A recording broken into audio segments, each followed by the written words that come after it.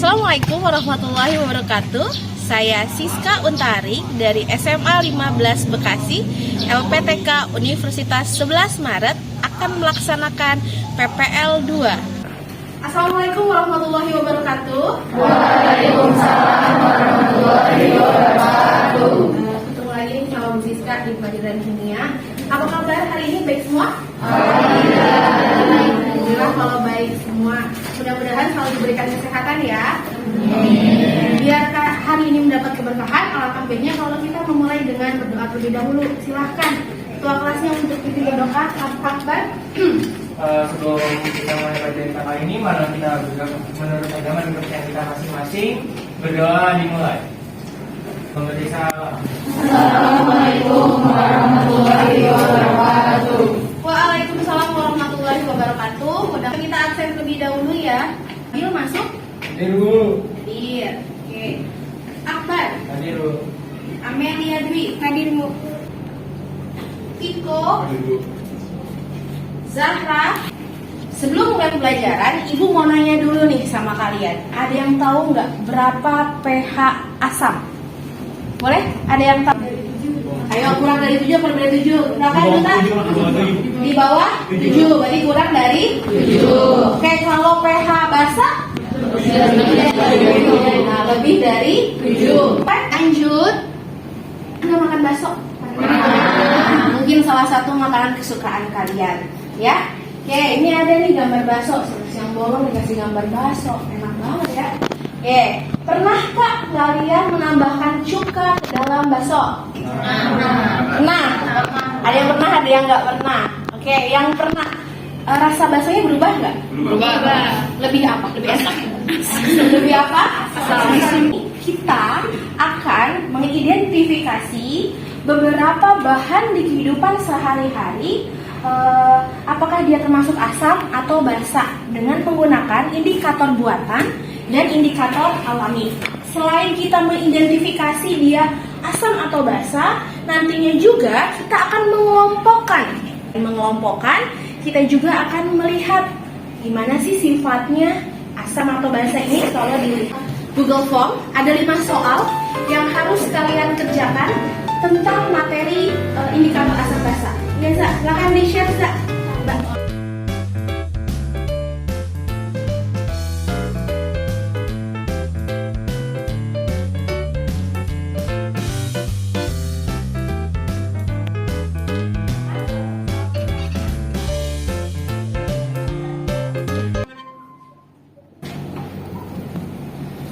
Sudah? Nolita sudah? Yang lainnya boleh langsung submit untuk soal pretestnya. Udah? Oke, baik. Kalau sudah, kita lanjutkan. Nah, di sini amati gambar yang ada di depan kalian. Oke. Ada gambar apa saja ini? Jeruk. Terus? Cuka. Sabut. Ya, kita menemukan bahan-bahan ini di kehidupan sehari-hari. Sering ya. Ini sering. Kalau melihat ya gambar ini, kalau kita kaitkan dengan tujuan pembelajaran yang sudah saya sebutkan tadi, coba ada yang menyampaikan kira-kira apa yang terlintas di benak kalian? Jeruk asam. Iya, bagaimana rasanya ya udah tahu. Terus? Buat mah. Iya. Terus katanya ada yang basah Bu, gitu kan? Ada yang asam. Sertifikasi dia itu sifatnya asam atau basah. Nah, cocok dengan praktikum kali ini. Jadi kita akan mengidentifikasi nih bahan-bahan di kehidupan sehari-hari dengan menggunakan indikator. Ada 3 indikator yang Ibu gunakan, namanya indikator universal, lakmus, dan indikator alami. Nah, sekarang untuk memulai praktikum, silahkan kalian berkumpul dengan kelompok masing-masing. Saya dengan kelompok lain, saya dengan kelompok lain.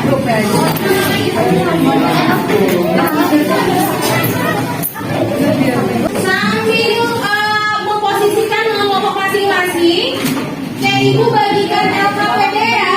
Ini ada, silahkan dibaca dengan kelompok masing-masing. Kemudian Ibu kan pertemuan lalu sudah meminta setiap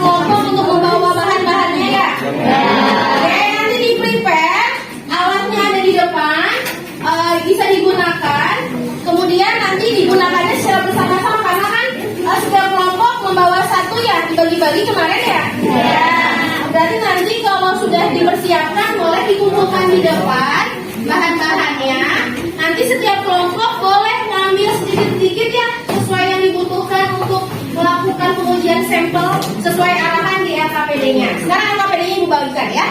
Nanti Ibu dampingi kira-kira apa yang mesti Dipa.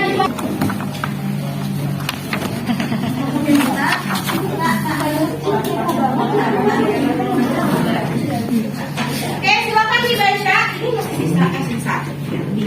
Oke, silakan dibaca. Ya, untuk kenapa bisa suruh ngapain? Sambil di-prepare bahan yang kalian bawa sendiri. Boleh dimasuk labelin kan? Ibu suruh bawa label kan? Ya, di labelin. Ambil gelas kimia. Tadi butuh pipet dong. Buku ada, pipet ada di depan, pipet. Plat tetes ada di depan, boleh diambil. Nanti satu aja pelan. Nanti dulu nanti kalau nggak bisa diambil lagi ya. Oke, itu ekstraknya udah ada kan?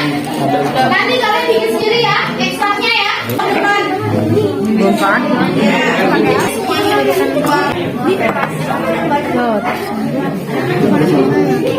Boleh teman-temannya ada yang langsung mengedit. Nih. Gak lain. Apa lagi belum? Soda kue. Berarti kita sama. Yang kuning sekalian lagi semua. Dia masih di ini. Kolnya lagi di ini udah. Di sini sambil udah ada 4. Yang kolnya udah. Jangan itu perbatasan kerja terus. Ini ada satunya masih gitu.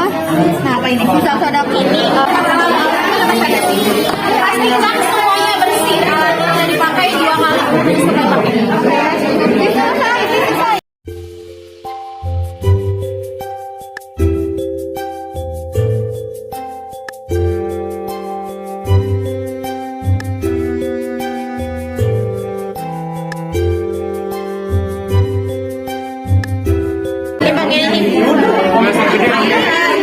Jenny agak gede sih.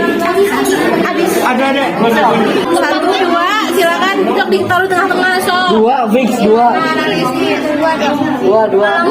Udah 2. Ya. Air lemon. Oh iya dulu ya. Oke. Sama air jeruk perasa jeruk. Merah jadi biru dicampur. Oke, siap. Ini biru ya? Gak apa-apa ya. Jendelanya dibuka aja. 9. Orangnya lebih muda ini sil 9 ya.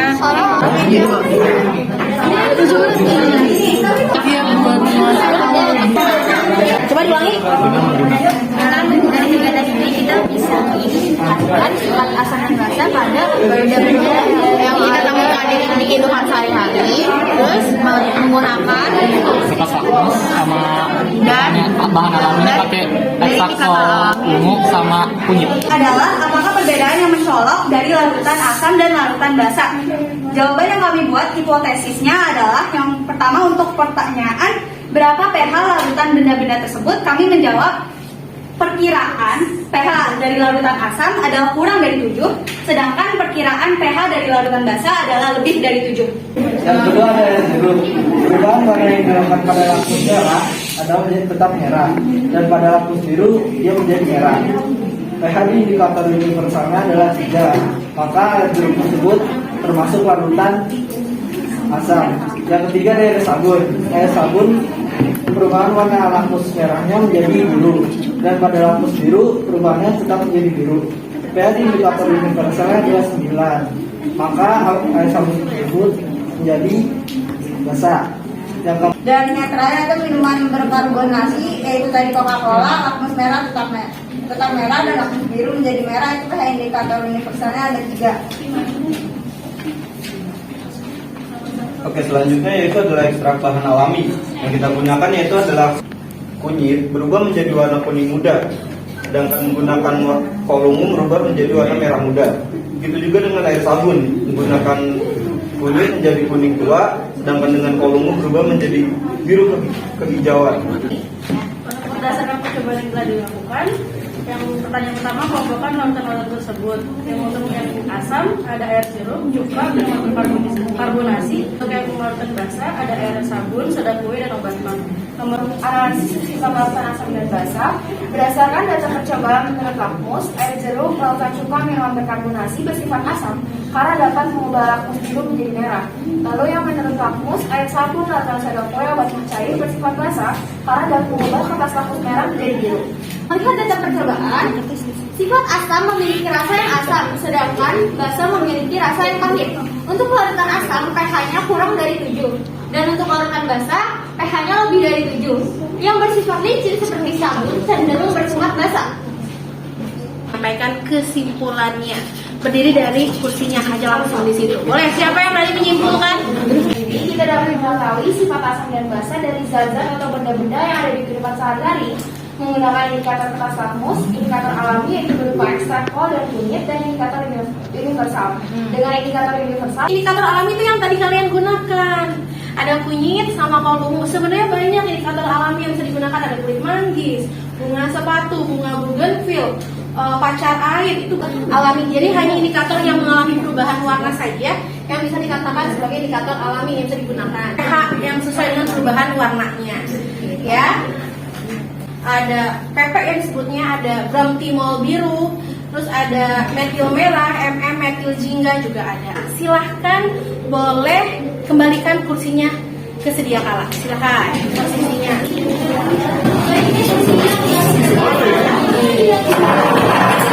Apa nih?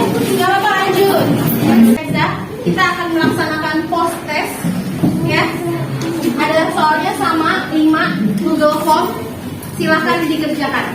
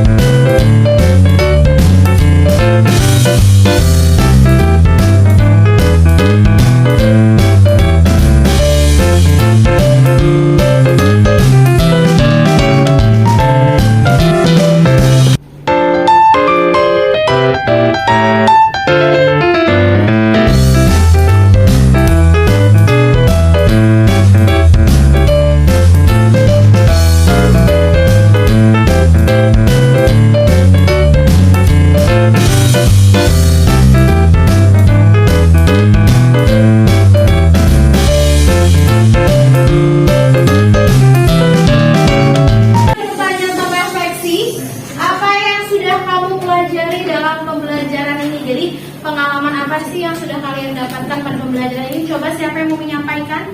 Yang pertama itu kita bisa nyoba-nyoba alat kimia yang biasanya kita pengen dari kelas 10 tapi gak kita dapetin. Yang kedua kita bisa tahu asam basa perbedaannya, terus bisa mencampur-campurkan larutan. Itu tuh menurut aku seru banget, apalagi warnanya berubah, itu ada kepuasan tersendiri. Ya. Yang ketiga itu udah pasti ilmunya, kita bisa lebih tahu sifat-sifat dari asam dan basa dan apa aja sih alat-alat atau bahan-bahan yang ada di sekitar kita yang bisa digunakan untuk praktikum kali ini. Oke, terima kasih. Beri tepuk tangan. Jadi pada kegiatan pembelajaran hari ini adalah ternyata bukan cuma ilmuwan saja yang bisa membuktikan pH dari satu larutan. Ternyata kita juga bisa melakukannya dengan bahan-bahan yang bisa di sekeliling kita, jadi kita bisa lakukan dengan mudah. Dan ternyata kita bisa tahu alat-alat baru yang belum kita pelajari, misalnya bisa mencoba hal-hal baru dan juga pengalaman seru bersama teman-teman. Apabila kita mengetahui bahwa hasil dari percobaan kita berhasil, itu sangat menyenangkan bagi saya pribadi. Oke, terima kasih Ibu. Pada pertemuan yang akan datang, kita akan berlanjut ke materi asam basa juga. Tapi kita mulai masuk ke materi menghitung pH asam basa, ya. Pelajaran kita kali ini, marilah kita beragama dan usia kita masing-masing. Berdoa dimulai.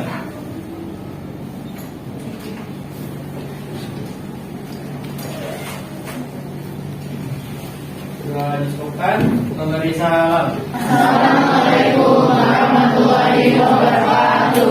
Waalaikumsalam warahmatullahi wabarakatuh. Silakan boleh pulang.